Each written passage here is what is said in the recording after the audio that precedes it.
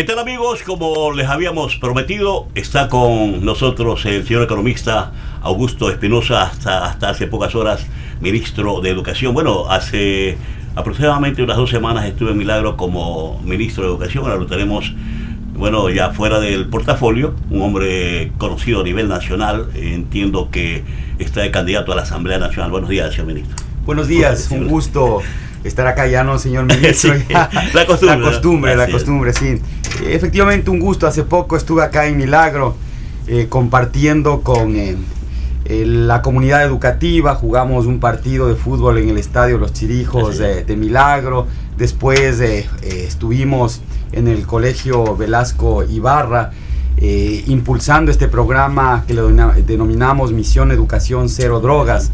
Y fue una experiencia muy bonita. Fue una de las últimas actividades públicas que tuvimos que tuve como ministro de Educación, y hoy acá en una nueva faceta, asumiendo nuevas responsabilidades, pero con una misma misión, la misión de convertir a la educación de todos los niveles, a la ciencia, a la tecnología, a la innovación, al emprendimiento, en la clave para la transformación y el desarrollo. Economista nacional. Siempre vinculado con la educación. Vemos en su currículo que ha sido subsecretario en Semplades, fue ministro del Conocimiento y Talento Humano, luego ministro de Educación, siempre su actividad enfocada a este ámbito del conocimiento. Sí, en realidad yo comencé mi actividad como funcionario público, como servidor público en Semplades.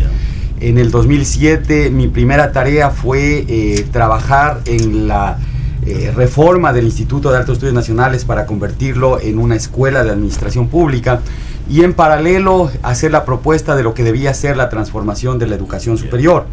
Y después tuve una trayectoria relativamente larga como subsecretario en Semplades en distintas funciones.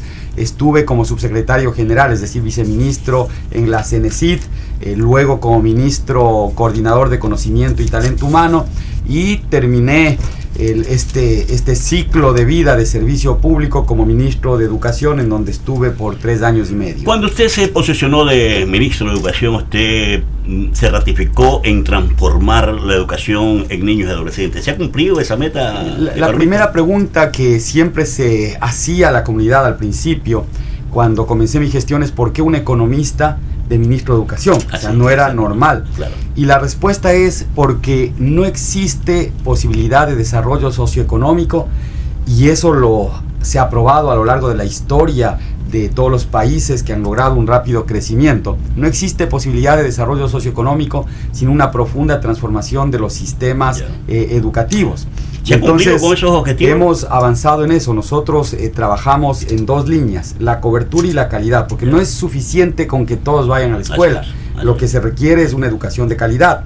Entonces, si vemos los índices de inserción en la educación, lo que descubrimos es que, por ejemplo, durante los años de la gestión en el Ministerio de Educación, nosotros multiplicamos por 10 la matrícula en educación inicial. O sea, pasamos de una matrícula que no llegaba a los 40, 50 mil a tener ya cerca de 400,000 niños y niñas en educación inicial. Educación general básica está universalizada, es decir, todos los niños van hasta 10º educación general básica en la edad que corresponde. Y bachillerato está en el mismo camino, es decir, si nosotros vemos las tasas de matrícula en los distintos niveles, se ve que la cobertura se ha incrementado, y no solo en educación que la podríamos denominar regular, también en la educación para personas con necesidades educativas especiales. Exactamente. Sí. A diciembre de este año... La educación flexible. No. Necesidades educativas especiales es la que asociadas fundamentalmente a las discapacidades. Ya. Sí, entonces, a diciembre de este año ya habremos logrado que todas las personas que tengan una necesidad educativa especializada vayan a un plantel que pueda brindarles la educación necesaria. Y lo otro, lo que usted decía, también implementamos la educación general básica intensiva y el bachillerato intensiva, sí. Porque hay millones de ecuatorianos que no tuvieron la oportunidad en el pasado de terminar sus estudios de bachillerato, y eso les perjudica grandemente para buscar un trabajo adecuado en estos tiempos en donde se exige mucho la capacidad. Los índices son buenos en todo caso, ¿no? No, los índices en materia de cobertura son índices absolutamente positivos. Hay que seguir trabajando en esa línea. Y lo otro, en materia de calidad, que también es muy importante. O sea, no sacamos nada teniendo a niños en escuelas que no les formen adecuadamente. Necesitamos mejorar la calidad. Y por eso nosotros implementamos un sistema de evaluación de la calidad que nos da cuenta de que estamos avanzando. Si hacemos ya un análisis de mayor plazo, en el 2006 la UNESCO decía que teníamos uno de los 3 peores sistemas educativos del mundo. La UNESCO es el organismo de las Naciones Unidas especializada en educación. Hicieron una evaluación en todos los países de América Latina y nos decía que nosotros teníamos uno de los 3 peores sistemas de América Latina. Después, en el 2014-2015, hace una nueva evaluación y se descubre que el Ecuador ya había avanzado rápidamente y la UNESCO dice que el Ecuador es uno de los países que con mayor velocidad está mejorando su calidad educativa. Y esto da cuenta de todo el trabajo que hemos hecho durante el gobierno de la Revolución Ciudadana. Entonces, en cobertura y en calidad estamos mejorando. Economista, entonces estamos hablando que en el ámbito educativo es parte de la época ganada que pregona el gobierno nacional. Es la década ganada, solo para ponerle un indicador. En los últimos 3 años y medio, nosotros inauguramos una unidad educativa del milenio por mes en promedio. Una unidad educativa del milenio por mes en promedio. Antes del 2006 no se inauguraba una unidad educativa cada 10 años. O sea, ¿usted se acuerda la última unidad educativa que se inauguró en Milagro? No, antes del gobierno de la Revolución Ciudadana no habían unidades educativas nuevas. Nosotros inauguramos una por mes en los últimos 3 años. Y en el próximo año, sumadas las unidades educativas siglo XXI, inauguraremos más de 200 a lo largo del próximo año, 200 en un solo año, casi que el próximo año se va a llegar a inaugurar una nueva unidad educativa por semana o quizás hasta por día. Son cosas extraordinarias, son auténticas revoluciones. La capacitación a los docentes, maestrías para los docentes, actualización profesional para los docentes, mejora salarial sustancial para los docentes. En el 2006 los maestros del país, casi ningún maestro ganaba siquiera la canasta básica. Hoy prácticamente todos los maestros ganan más que la canasta básica. Es decir, son cambios profundos. Ahora, es importante decir por qué es que yo acepto la propuesta de ir a la Asamblea y no seguir en el Ministerio de Educación o en algún otro cargo del Ejecutivo. Fundamentalmente porque el gobierno central, el Ejecutivo, hace política de gobierno.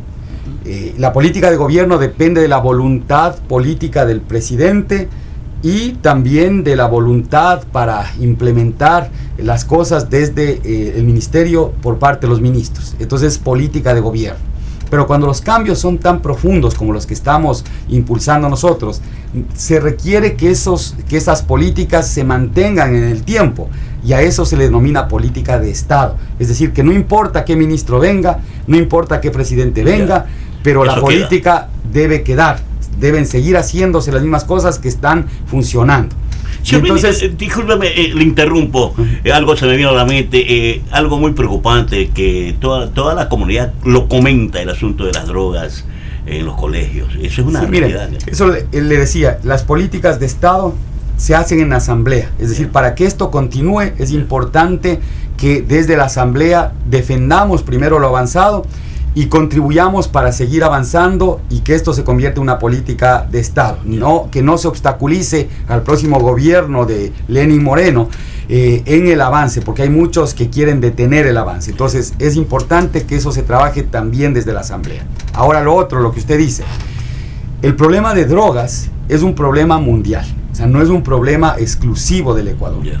Si nosotros hacemos una comparación en el mundo, con el mundo, y con América Latina, nosotros observamos que nuestra juventud ecuatoriana es una de las más sanas del continente. Es decir, en el Ecuador se presentan los menores índices de consumo de sustancias nocivas, como las drogas en general.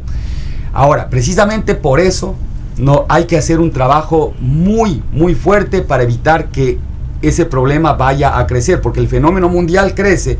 El Ecuador todavía no presenta presenta estadísticas menores que el promedio en América Latina, y hay que trabajar para que nuestra juventud se conserve sana. Más allá del amarillismo de cierta prensa que cuando aparece un caso, no, hacen un escándalo. Circuló aquí del Velasco Ibarra un video a través de las redes y se hicieron eco algunos medios de comunicación en donde un joven estaba consumiendo droga.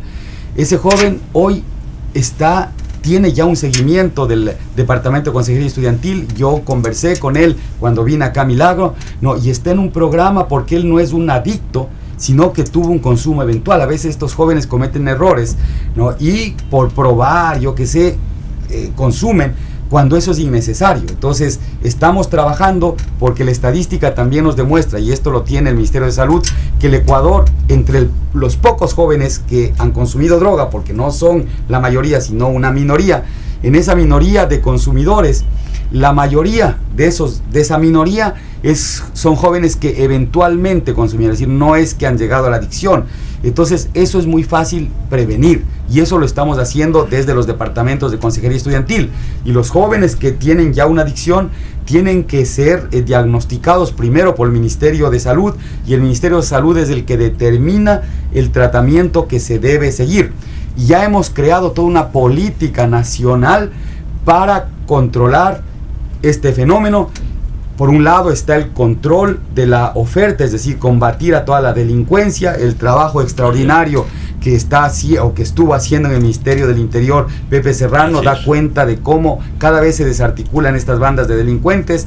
Y de otro lado, el trabajo que teníamos y se está haciendo ahora desde el Ministerio de Educación en minimizar la demanda a través de una estructura interna, como son los departamentos de consejería estudiantil, pero la articulación de padres de familia, de docentes, de toda la comunidad. Yo creo que lo que nos propusimos en el Ministerio de Educación, si nos juntamos, se puede lograr. La misión en educación es cero drogas y se está trabajando para eso. Economista, esta serie de controversias que se dieron con la desaparecida Unión Nacional de Educadores, ¿fue necesaria para que los objetivos del Ministerio se cumplan en alguna medida?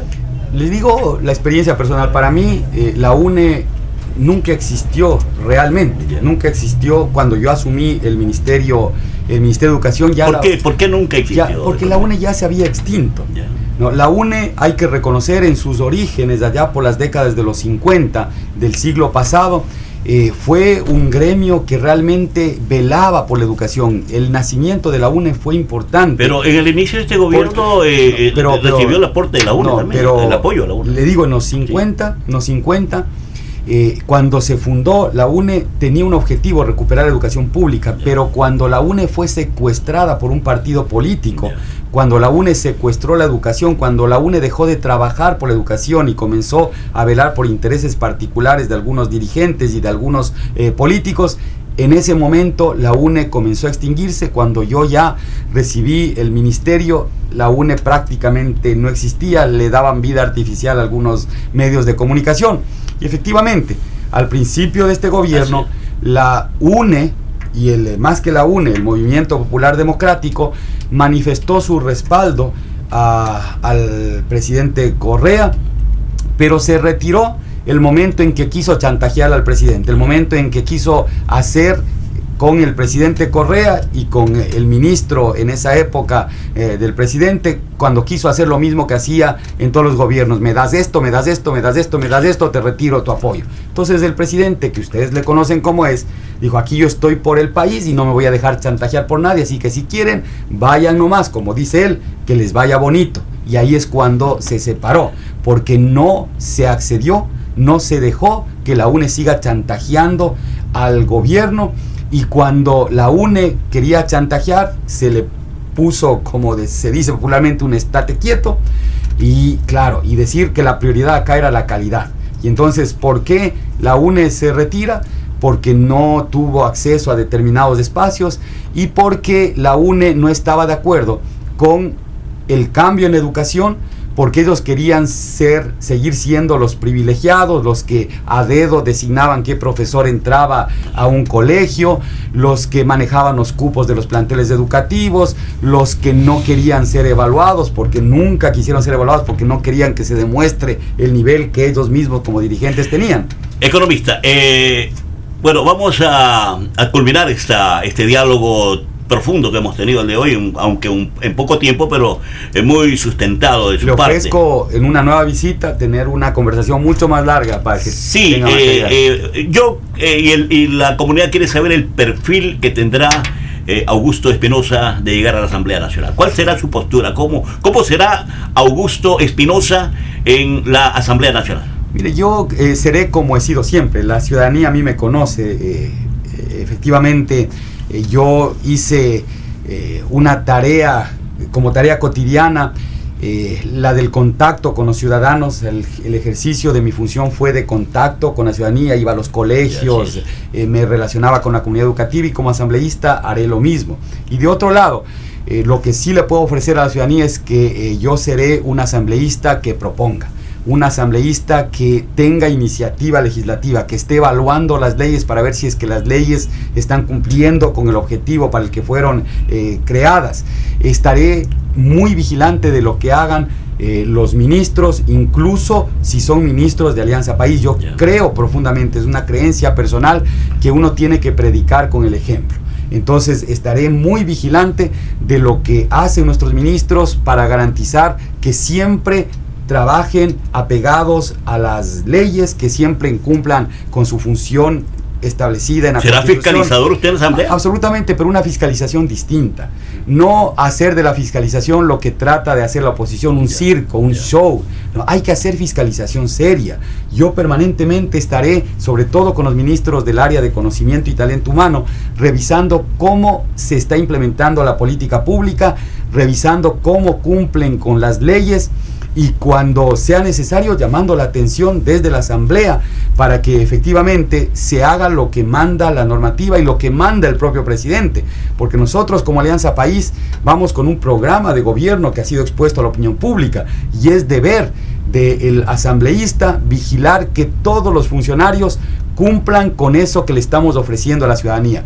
Yo soy muy estricto en eso, he sido muy estricto en el Ministerio de Educación. A mí no me tiembla la mano de llamar la atención, de despedir, de hacer lo que se tenga que hacer, por más cercana que sea una persona, porque yo creo que el país está primero, la transparencia está primero, y tenemos que dar ejemplo. Quienes somos parte del país debemos ser un ejemplo de buenos ciudadanos. Economista, algo que se me escapaba, dejó ya establecido en el ministerio que los señores rectores, directores de escuela, pueden hablar con la comunidad, con la prensa, cuando se trata de aspectos culturales, deportivos, académicos. Pero aquí en Milagro, discúlpeme, señor economista, que tuvimos las puertas cerradas de todas las instituciones educativas porque supuestamente el ministerio les había prohibido hablar, pero de lo que no pueden hablar, y no pueden hablar es de temas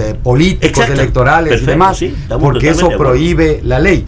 Pero cuando se trata de promover la casa abierta del colegio, cuando se trata de promover un evento cultural que se está haciendo, más bien es obligación de las autoridades conversar, hablar con la ciudadanía, informar lo que se está haciendo a nivel de educación. El problema que teníamos antes es que efectivamente algunos miembros de este partido político, que de cualquier manera, a veces sin ningún mérito, conseguía el cargo de rector, y desde ese cargo de rector comenzaba a convocar a los medios para salir a las calles, para obstaculizar, para dañar el propio colegio. No, eso sí está prohibido, porque la ley prohíbe que se haga proselitismo político dentro de los planteles educativos. Por ejemplo, mire, muchos quieren ir a hacer campaña dentro de los planteles. Yo, que fui ministro de Educación, que tengo mucha cercanía como la comunidad educativa, también voy a predicar con el ejemplo. Yo no voy a ir nunca a un colegio, mientras sea candidato, porque hay que ser serio con lo que se dice y con lo que se hace. Debe haber congruencia entre lo que se dice y lo que se hace. Entonces yo voy a dar ejemplo para que efectivamente la comunidad educativa también sepa de lo que se puede hablar desde los colegios y lo que no se debe hacer desde los colegios, y promover actos culturales, promover la actividad del plantel educativo en materia educativa. Yo creo que es no solo un derecho de la ciudadanía, sino una obligación de las propias autoridades institucionales. Ha sido un gusto, economista Augusto Espinosa, tenerlo en Telemilagro, y que no sea la primera vez. Las puertas del canal están abiertas para usted, señor economista. Muchas gracias y siempre a las órdenes. Televidentes, hemos dialogado con el señor economista Augusto Espinosa, ex ministro de Educación, ahora candidato a la Asamblea Nacional. Vamos a un corte comercial.